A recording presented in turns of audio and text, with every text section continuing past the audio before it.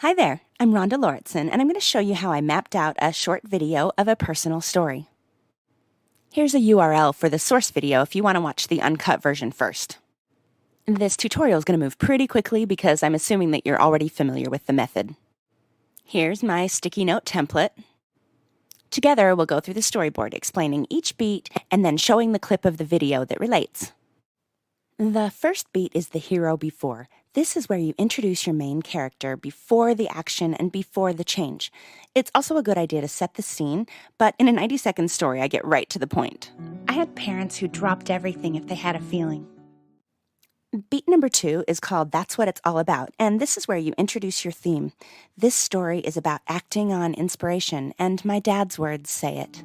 My dad described it as when you just get to knowing something. We have a problem.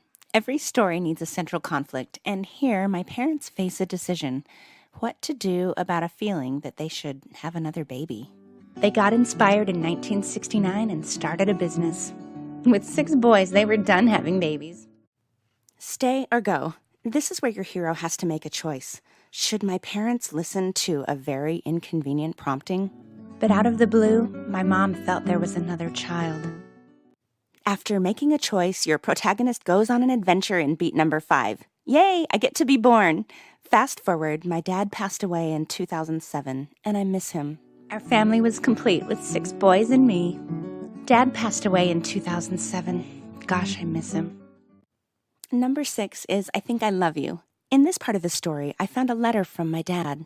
In this box full of silly notes, I found a letter from my dad, dated 1989. In beat number 7, your character is in trouble. Here, I'm longing for my dad's advice when I feel my purpose shift. Notice that inspiration theme again? Last year, I really wished I could ask his advice. When out of the blue, I felt my purpose shift towards stories. Beat number 8 is the low point of your story, or the darkest hour. In this case, I've been struggling, and the dam breaks when I read my dad's words. The letter opens with these words, "How does a dad say I love you?" I started to cry. And just when it feels like all hope is gone, beat number 9 is the spark of the divine. Finding a message from my dad at this moment feels otherworldly. I don't remember getting that letter when I was 13. It's like he sent it into the future, arriving on time when I needed to hear from him. Beat number 10, it's time to dig deep. My dad gives his advice. Then he gave me his advice. Listen to promptings and expect miracles, even in small things in everyday living. In beat number 11, it's time to go get 'em. In many great stories, the hero gives a speech, and here my dad gives me a pep talk. If you can't see the whole picture, act on what you can see. Go farther, and you can see a little more. The last beat is the hero after. This shows your character's transformation during the course of the story. It's a great technique to show a bookend or a mirror image from the opening scene to the closing scene.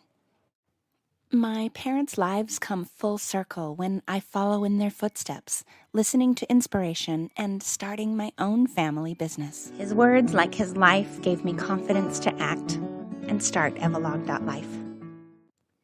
I hope this shows you how you can tell a true story that hits the beats in a very short video. Storyboarding helped me focus on the core essence. I cut every word that didn't tie back to the theme. Finally, be flexible, okay? This storyboard is just a guide. In my actual video, a few beats occur in a different order and some points are implied rather than stated.